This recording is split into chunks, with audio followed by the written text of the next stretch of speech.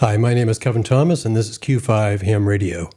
I'm back with the contest crew, Chris Hurlbut KL9A, Dan Craig N6MJ, Randy Thompson K5ZD, and Bill Fehring W9KKN. A lot of you have asked what really goes into preparing for a major event like CQ Worldwide. So today, we're pulling back the curtain. From strategy sessions to training regimens, we'll explore how these operators get contest ready and how you can adapt some of their methods to your own station. Q5 Ham Radio is brought to you by DX Engineering, trusted worldwide by contesters, DXers, and portable operators who know that great results start with great gear. Randy, let's start with you. I think you're back in Boston today, right? I am, just temporarily. Back to Ohio tomorrow. Well, I guess we have to decide what kind of contest we're preparing for. Some of them require more than others, but let's just use the Worldwide as an example. It's a major 48-hour contest, so for me, the preparation starts really months in advance. My wife would tell you it never stops, but obviously in the early weeks and months before the contest, if you're at your own station, you're going to make sure that all the antennas are working, that you have the radio set up the way that you want. You'd like to avoid making last-minute changes if you can. So you want to get everything working. You wouldn't want to test it. So, for example, for Worldwide Sideband, I would love to have everything working before Worldwide RIDI, because then I can use the RIDI contest to make sure everything works. It also gives you a little bit of chance to fix things if you break stuff or you realize things don't work. And then as far as the contest preparation goes, really physically is probably the most important thing. And you want to just make sure that you're getting sleep as much as you can the week before the contest. It is scientifically proven you cannot store sleep. So you can't train for sleep deprivation. I mean, you can get used to it and you can understand it, but in the end, the best thing you can do is be as well rested as possible when you come up to the contest so that you're not starting from some deficit. I wrote a whole article on sleep strategy for DX contests you can find in the NCJ or on my website. Just being as well rested as possible. So how do you get well rested? Well, it helps if you're not taking multiple international flights leading up to the contest. But sometimes that's inevitable. It helps if you're not trying to fix stuff at the last minute. See previous comments. A mistake I often see people make is they try to stay up late the night before and sleep in. Never seems to work. You cannot fight your circadian rhythm, so you're far better off to just go ahead and do normal bedtime, normal sleeping time, and then try to get a nap before the contest starts. So for me, that's a lot of my preparation focus around just sleep prep. And then on top of that, it's just making sure you have some kind of a strategy for the contest. And I'll let Dan talk about that because he's a master at analyzing and figuring out what to do. I tend to kind of show them, go, oh yeah, I'll just see what happens. So, which is a weakness for me. Dan, you're up. All right, so we're going to talk about some high-level stuff here, but I think all this high-level stuff that guys like me and Chris do actually can be applicable to your average contester as well. Chris and I are preparing for CQ Worldwide CW right now. Now, we start preparing way early because what we have to deal with is big pileups on two radios, and the only way to make that work is to actually practice ahead of time. And we do it months in advance. For an average contester, I would say, just a little bit of practice will go a long way. You don't have to do anything like what me and Chris do unless you want to. It's not necessary, but to get to that upper level, you really need to put the work in to get there. So in my preparation, basically, I've got, 4 things that I've been working on like in the last couple of weeks to start preparing. Randy mentioned, strategies. I've been looking at logs. So I'm not quite prepared to say where I'm going just yet, but it will be somewhere near where Chris is going to be. Chris is going to be over in Zone 33. I'll be very close by. So I'm looking at logs from that area from the last couple of years. In addition to that, we've also been doing practice with what's called RUFZ. We'll go into that a little bit more later. And then on top of that, we're also doing MorseRunner training. And so we do it via DX log. Now you can do it other ways as well. I think M1MM has something similar. We'll use DX log for our training through that. And then also what I'm doing a lot of this past week is listening to old recordings. So I have all of my CQ Worldwide CW 2023 effort when I was in ZF1A, made the 12,000 Qs. I've just been listening to that just to kind of get my head in the right space, you know? So those are the 4 things that I've been dealing with. Chris, do you have anything like a different approach to that? Yeah, well, I can't give away all my secrets, man. Dan's talking about flying around the world and going to these big superstations, and that's kind of a niche thing. On top of that, I've read Randy's sleep article probably 100 times since he wrote it, which was probably quite a while ago now. He's right. You can't bank sleep. You can be rested, and that's different for everybody. So, like, if I'm flying to, zone 33, I'm going to try to get there on Wednesday at the latest, so I can acclimate, get used to things. If you're guest operating, you need to be familiar with the station. And in the heat of the battle, when you're sleep deprived and things go south, you need to be comfortable with everything. That's what the days leading up is for. I mean, I have a station to go to right now. I don't know what Dan's deal is, but that's his problem. It's only funny for a couple of us, but it's still funny. But if I'm operating at home or I'm going to the ranch, antenna work is everything. I need to make sure everything is ready. I need to make sure none of my crap blew down, because that's what happens. My radio died unexpectedly. Something just failed inside the radio, which was a total fluke thing. Do I have a backup? Yes, I have a backup, so I can throw that in there. There's 1,000 things. I always have a checklist.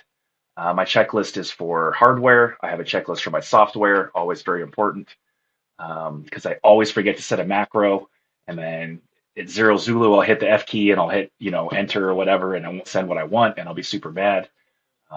I'd have to check certain things that I always mess up.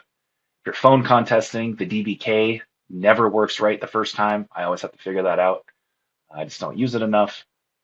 Make sure my networking is good in case a computer dies, because that has also happened. My checklist is probably a full page of things.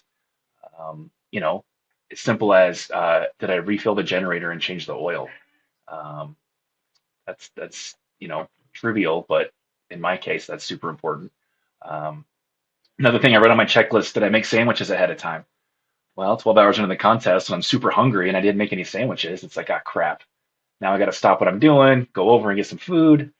It all adds up. So contest prep is like this huge topic. There's hardware, there's software, there's mental preparation.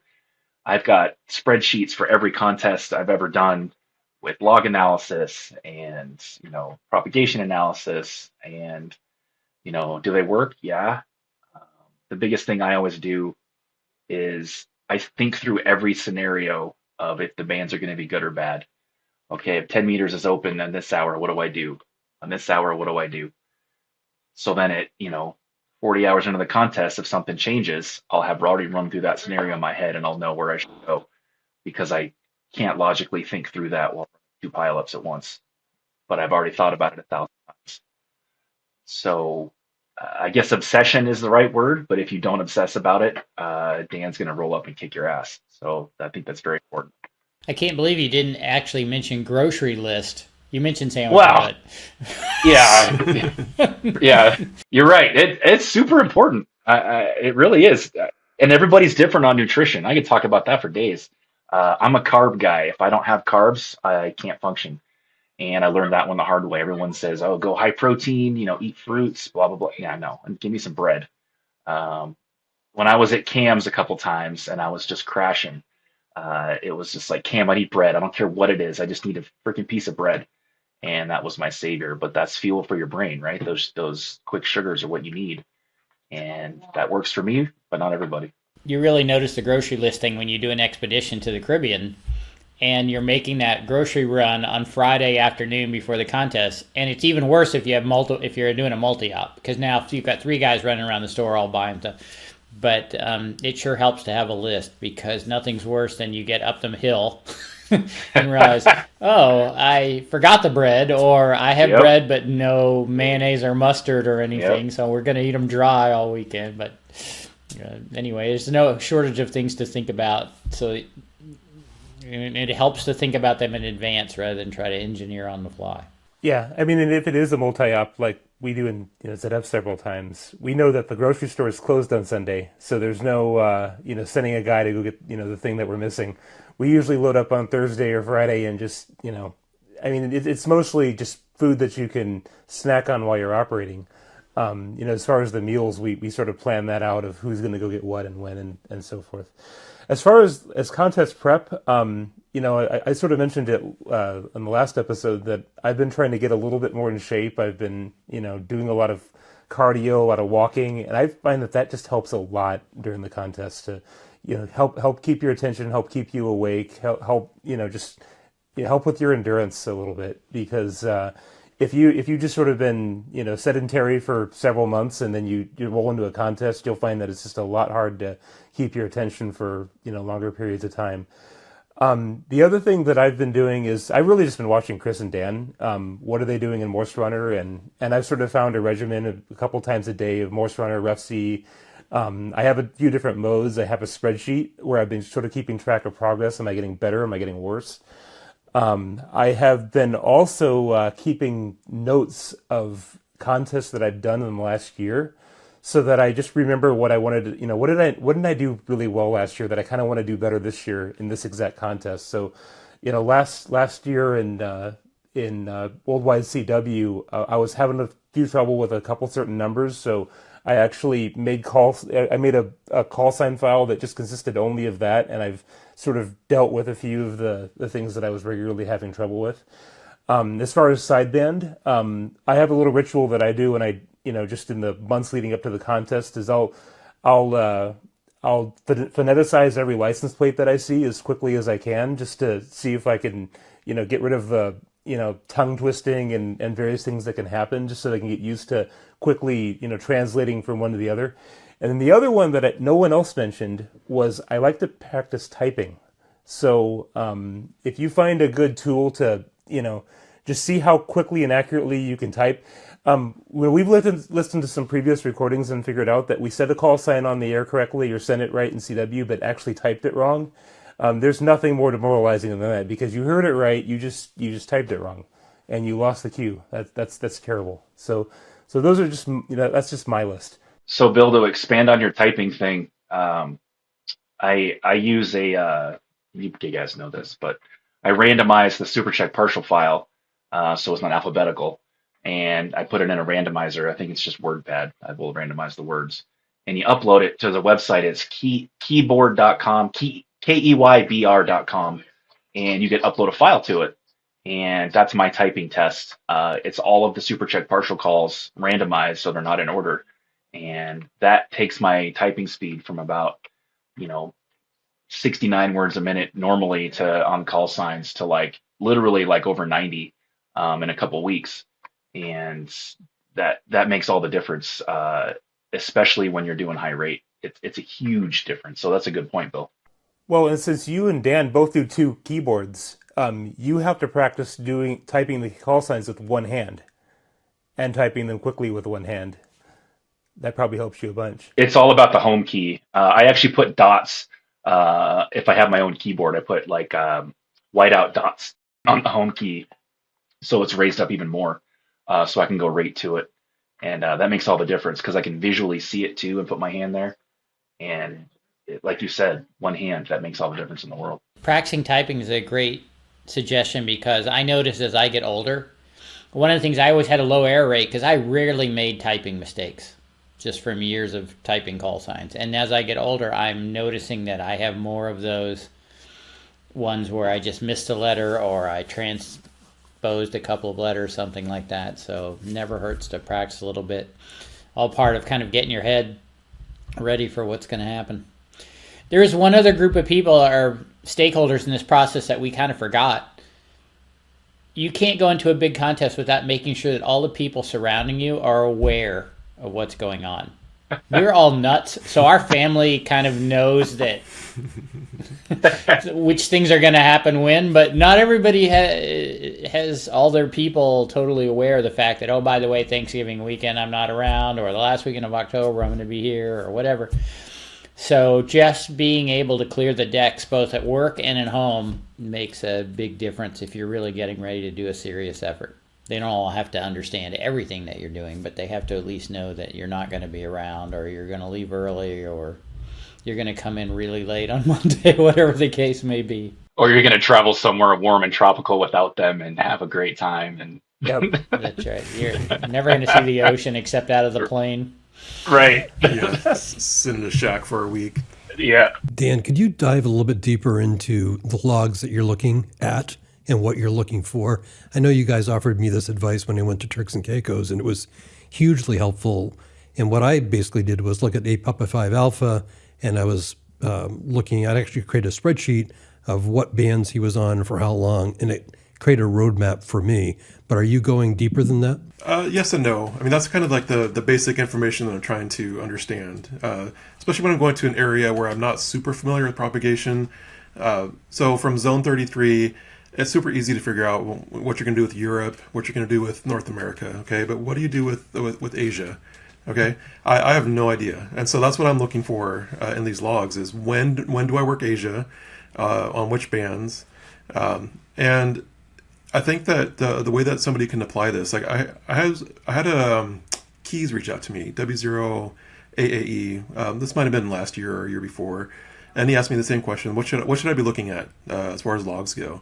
What's going to help me? And you just want to find one of the larger stations in your local area. It doesn't have to be like exactly like if he's in Iowa. Maybe there's not another station in Iowa. Go to somewhere the surrounding states like Illinois or something, just to kind of give you a general idea of what you can expect to work at what time. And Kevin, I think you did the right thing coming up with a little bit of a plan. Now, the plans might just go out the window. You never know what propagation is going to be like, but having the plan in place probably give you a little bit of ease of mind. And that's what I'm looking for is, I want to have a general idea of what I'm going to do at what time so that I'm not racking my brain like, what should I do? It's 0600. Where can I be? Well, in zone 33, you can probably be on all 6 bands at that time, but you got to just have that preparation in mind, and so that way there's no real big surprises, and that's like the key when it comes to looking at logs. And you also want to make sure you're looking at logs from either recent times, like the last year or two when propagation's been good. You don't really want to look at logs from 6-7 years ago when we're at the bottom of the cycle because that's really not going to help you. Propagation is completely different. You can go back to the last cycle, so we're at 2025. So, 2014, 2015, somewhere in that time frame also is helpful.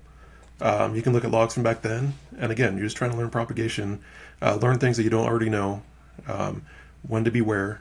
And I think that's what's really going to help you set yourself up for success. I think that's one of the things that separates a top level effort from a casual one is if you're really trying to compete, there are certain places you must be, certain places and times. And I really notice this the most on phone, where it's like, I have to be on this band early, or I have to be on this band at this time because it's when it's going to be most open to this place, which means I have to do whatever I can to get a frequency. Whereas if you're casual, like, well, great, I don't have to go do that. I'll go do some other band and wait for things to kind of quiet down. But it all goes back to, if you're going to be serious, you need to know where the points are going to come from, where the multiplier is going to come from. So, even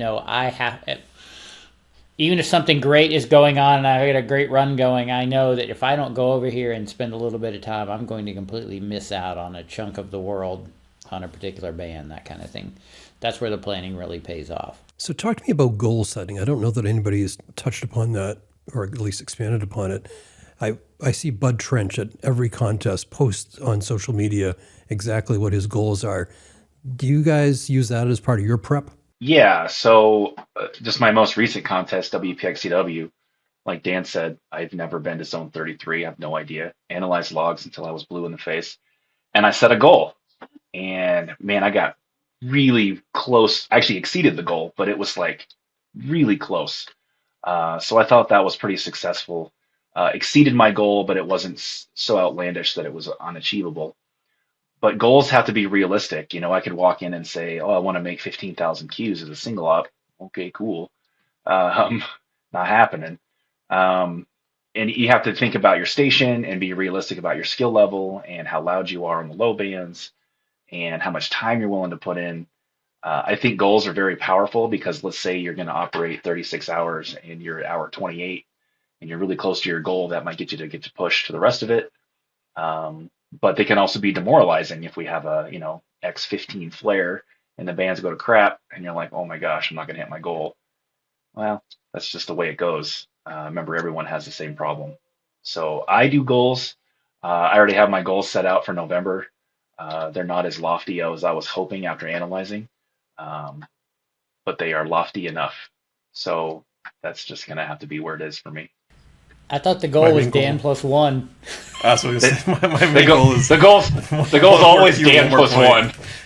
Well, you only got to win the contest by 1 point. So I'm not even looking at that. It's just, one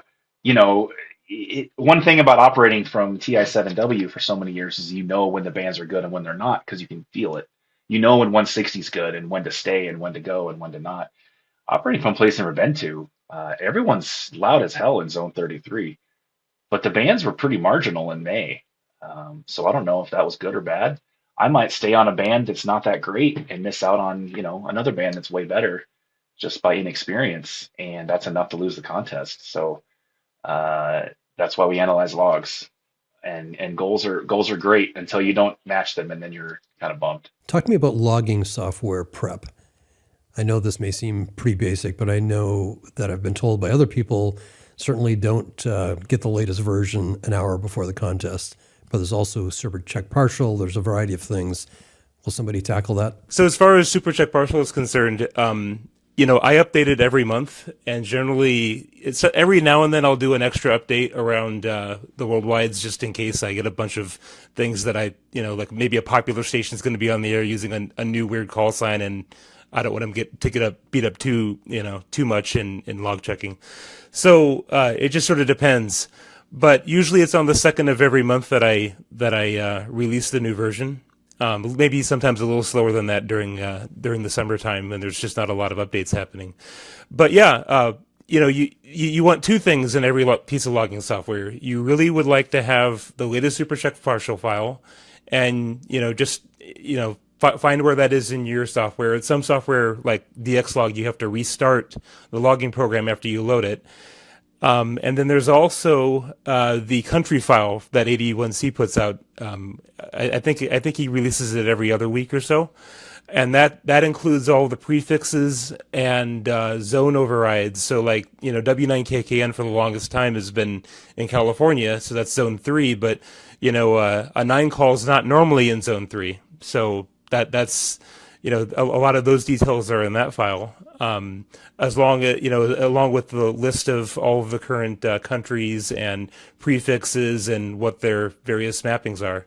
So it's a very important file so that the software actually scores the contest correctly, at least as you're watching it. Now the log adjudicators, they're gonna use their own version of that file and do the scoring their way, but it's very important that your logging software be correctly able to look up what continent or what country this particular call sign is mapped to, and those sorts of things. So it's important to have all of those files up to date before a contest, or you may have some weird discrepancies between the score your logging software adds up and what you actually see in your end results.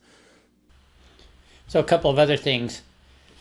Just go back to the beginning. Okay, first, pick which software you're going to use. Learn it, because they all have their quirkiness and menus organized the way that they're organized. Make sure it can talk to your radios reliably. Never fails. You get halfway through I can see it in when I do log checking. People have all the frequencies logged, and all of a sudden it'll stop logging the frequencies anymore, and then they're on the wrong band and don't know what's going on, which has got to make it hard to know what your score is. Country files and super check partial, we mentioned, that's great. You need to make sure you've got all your macros set up right. Chris mentioned that earlier. When I hit the insert key, because somebody called me, I typed their call and hit insert, I need to know what it's going to send. Same thing when I hit the enter key or the plus key or whatever. I need to know what the QSL message is going to be. It's even a little more complex on phone because I may need to program some special macros. Like I use WriteLog. I have to program in some special keystrokes to tell WriteLog, hey, go do this thing to tell the radio to start talking. That kind of stuff. So you need to make sure you've got all that figured out, because you can change it on the fly in the contest, but it's really better if you don't. And the other thing is, make sure you're using fairly up-to-date software. One of the things, I don't see this as much as I used to, but it makes me crazy, the guys who enter in their log Tango Oscar 7 Alpha stroke Foxtrot Mike. Now what happened is they have old software and they're not using updated country files, so they work TO7A, but their software goes, oh, we don't know what TO7A is, because these French calls don't tell you what country they're in. And so they put the /FM to get the score right on their screen. Well, the problem is when you send your login, the computer goes, oh, TO7A stroke FM, that's not right. And it becomes a unique, or if we don't do something about it, it becomes a busted call. So just get updated, get modern enough that when you type in the call sign that you get, it actually figures out who it is and scores it correctly. And remember, it helps you to know what your score is on the screen, but don't get hung up on it, because in the end we're going to recheck the logs with the country files that we have, so everybody will be scored against the same thing. So don't waste time during the contest because, country is wrong. Just keep work, guys.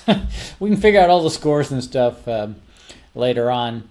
And then obviously if you have any peripherals in your station that are connected to the computer, whether this is band changing switches or rotators or whatever, there's all these things that you need to check. As we get more flex radios involved, and there's more things that you need to make sure that you have. So we're back to Chris's checklist. It really helps to, even though it seems kind of pedantic, sit down with Excel one day or Word or something and just start typing in all this stuff. Just absolute stream of consciousnness. Everything you can think of in your station that you need to make sure you get set, and then organize it and then work your way through it. That will, and because that can all be done the week before the contest. And so when the contest starts, you're not wasting any time on it. Okay, editorial off. So one more thing about super check partial, if I could just sort of put this PSA out there. It would be very helpful if you're using a new call sign.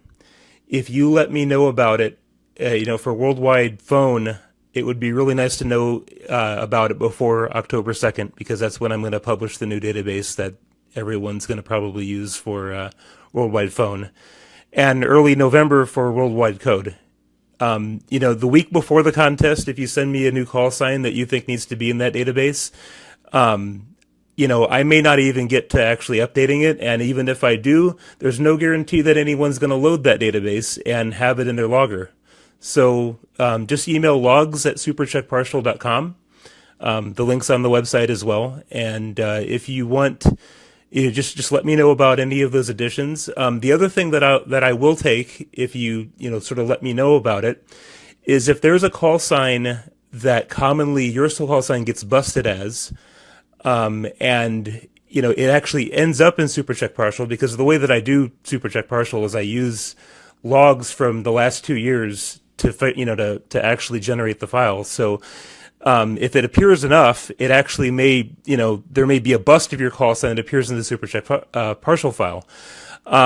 If it's not an active call sign that someone's actually using, I can actually make sure that it gets removed. So, just put your call, try out your logging software, open it up and type your call sign in and see if it's in supercheck partial, number one, if you expect it to be there. And number two, if there's a common bust of your call sign, if you've seen in your old, log check reports, just let me know and I'll take care of it. Only if someone else isn't actively using that call sign in contest legitimately. If I wanted to remove, let's say, just for an example, if I wanted to have CQ9A not in the supercheck partial anymore, how much do you charge for that fee? I don't do that kind of thing, man. You know that. You would still lose. At least not publicly. It doesn't even matter. So we've had specific questions, and this is for Chris and Dan, about your code simulator training. Talk about that and be specific. Okay, I'll be specific. So Dan touched on it. So what works for me, and it's not universal, we've been doing this for a long time. My whole thing is I have to be able to copy without really thinking. and I think I mentioned that before, and it sounds really stupid. But I did RUFZ earlier before this episode, and I wasn't paying attention. My kids were in the other room, and the dog was barking. It drives me crazy. But it was really great for being, not 100% focused. And somehow I'm still typing calls. I didn't get them all right, but I'm still copying CW at 80 words a minute, and my brain is already getting trained up into that mode. And then I translate that into the 2BSIQ or even traditional SO2R, where you can be focused on one thing, but somehow you're still copying on the other side.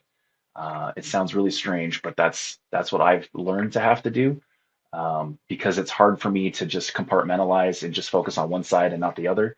My brain wants to copy both sides. So once I get better at that, then I jump into the actual DX log training with the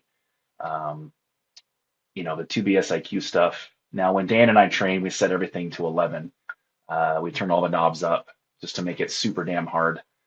And it is really hard. We'd run it for 10 minutes. Anything longer than that, you just want to kind of quit and walk away and throw your headphones down. So we do 10-minute runs, everything at 9. And the speed I usually run at, probably 52 words a minute, 50 maybe if I had a beer or something. But whatever works for you. If you got to do it at 25 words a minute, whatever, that's great. It's hard no matter what you do. And we just try to beat the next score. Something's happened with MorseRunner, and the developers will probably argue with us, but it's different this time in the latest versions, which is fine. It's just super damn hard. So 10 minutes at a time, go above your max threshold just a little bit on speed, make it that much more challenging, and you'll notice your speed increasing, and you'll be less frustrated eventually, but you will not be not frustrated, I guess. I think one of the keys here is that, especially with RUFZ or RUFZ, whatever you want to call it, anybody can use that. It has nothing to do with 2BSIQ. Just to let you guys understand what RUFZ is if you've never used it before, it's just going to send you one call sign at a time, and you type it in. And if you get the call sign right, the speed increases. If you get the call sign wrong, the speed decreases. So you can start at whatever speed you want. I think Chris and I both generally start at, it goes by CPM, so we start at 298, which is, I don't know, how many words per minute is that? My brain's not working right now, but anyways, we start at 298, and we just kind of go up from there, right? Now, that might be too fast for some of you guys, and that's fine. You start at 151 or whatever it is that's a comfortable speed for you, and it's going to push you. It's going to, every time you get the call right, it's going to go faster, faster, faster until you reach your limit. And then it starts to go back down. Then it goes back up again. It's a great tool for anybody, regardless of where they're at in contesting. And with the 2BSIQ training within DXlog, if anybody's actually super interested in that, I wrote up some instructions for somebody else that asked me the same question this last week. So you're welcome to reach out to me. I can just shoot you the instructions on what me and Chris do. Again, it's this high level stuff. It's not for everybody, but if you're interested in trying 2BSIQ, feel free to reach out to me. I'll send you the instructions, what we do in DXlog, and you can kind of do what you want with it. But it's a great tool to make sure that you're getting better. The other thing I do in DXlog is I'll do single pile up, and I'll set it to the max speed. I think it's only 60 words a minute, but that kind of gets my brain going for pile up mode. And I'll maybe run 30 calls or something, just a couple minutes. But that gets me going. But if you're not ready for 2BSIQ, just do single pile up. It makes a huge difference. I mean, you'll get on the air and you're like, wow, this is super easy, because when you trained, it is way harder. It makes a big difference, and it's super fun. You don't have to spend a lot of time on it. 10, 15 minutes a day. That's all it takes. Anything else? I guess one more thing. See my article in QST in November about said training also. Is there something that you guys have done in the past to make sure that you're mentally acute for that 48 hours? Because I do hear this from a lot of contesters, beginner and intermediate, that they start off strong and then they just lose attention, they lose willpower, and they just back away. So what have you done in the past when you were just getting started to overcome that? Well, it's in Randy's, original sleep deprivation article. He basically says you have to really want it. And I know we lost Randy here, but there's no other way to put it. You really have to want it. You're going to crash at 3 o'clock in the morning on the second day, and it's going to be awful. You just have to know how to get through it. And you're going to be sitting there and wondering why you're doing that, not one of the other 10,000 things you could be doing that's more productive. You just have to really want it. Caffeine only does so much.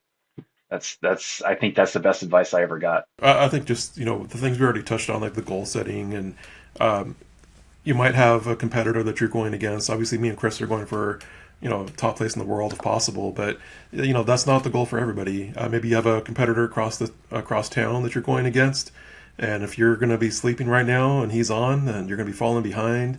I think all those little things really add up, and keep you going when the times get tough. Now, I don't recommend 48 hours for anybody, really. It's a very difficult thing to do. And unless you're like super duper serious, we know it's not healthy. And it's not necessary in most cases. Even if someone does 42 hours, that's a lot, but you get 6 hours of sleep in that scenario. That's a lot too. So don't do 48 unless you're, really, really pushing super hard. And just make sure that you have the right expectations. And don't sleep when your competitor's running, guys. That's the worst thing that can happen. And if you're at a multi-op, unless Dan writes our multi-op schedule where you get 9 seconds of sleep every hour, I'll never let this guy write your schedule. We learned that one the hard way. But and we keep doing it too. I know, seriously, what are we doing? But when I do a multi-op, and I haven't hosted a lot of them, but I've been to a lot of them. If I'm on an off time, it is my duty and obligation to rest and sleep and be as fresh as I can for my next stint. It's not to stand up and, BS with the guys and do whatever. There's some of that, but if I've only got 6 hours, I need to take advantage of that and really rest for those 6 hours so I can be the best I can for everyone else afterwards. And I think that's something that doesn't get talked about enough, especially in a serious multi-up. You really got to do your duty on and off the air. Otherwise, it's kind of a letdown all around. The only other thing I'd just say about goal setting is that it doesn't have to be for the whole event, the whole contest. You might do a goal of, in the first 3 hours, I'm going to achieve this, or the first hour, I'm going to achieve this. When you can break down a goal into, micro goals, it might be a little easier to actually achieve what you're trying to set out. Say I'm going to get to this total by the first day, and that might help you a whole lot rather than just worrying about the success of the entire thing. Worry about the success of just the next milestone, and that might help a whole lot. One last thing before we wrap up, Kevin. So the other thing that can be motivating to some people is the scoreboard, and I think we want to push that a little bit too. The scoreboard is a great tool. We encourage everybody to use it. There are still some high-level competitors that don't use it, and that's fine. It's not a requirement. You don't have to. But even like your mid-level guys, I think it's great because Kevin, you might even mention it too. I think remember when you were operating from the Caribbean, you were watching the scoreboard and you saw, oh, I'm just a little bit behind this guy, and it pushed you to push even harder.